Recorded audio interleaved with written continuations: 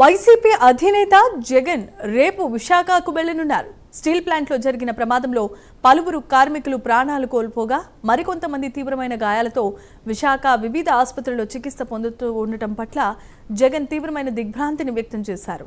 ప్రమాద సంఘటన గురించిన సమాచారం అందిన వెంటనే బాధిత కుటుంబాలకు అండగా నిలవాల్సిందిగా పార్టీ నేతలను ఆయన ఆదేశించారు.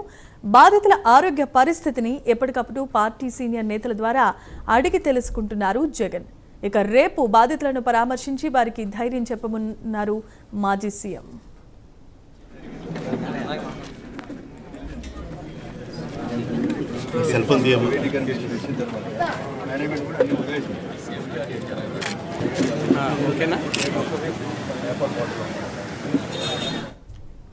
మరోవైపు కేజీహెచ్లో చికిత్స పొందుతున్న క్షతగాత్రులను ఆ పార్టీ నేతలు ఎమ్మెల్సీ బొత్స సత్యనారాయణ, గుడివాడ అమర్నాథ్ పరామర్శించారు.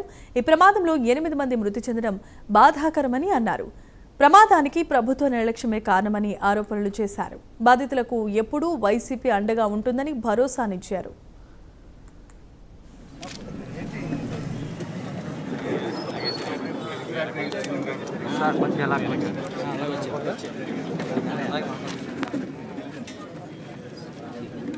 Cell phone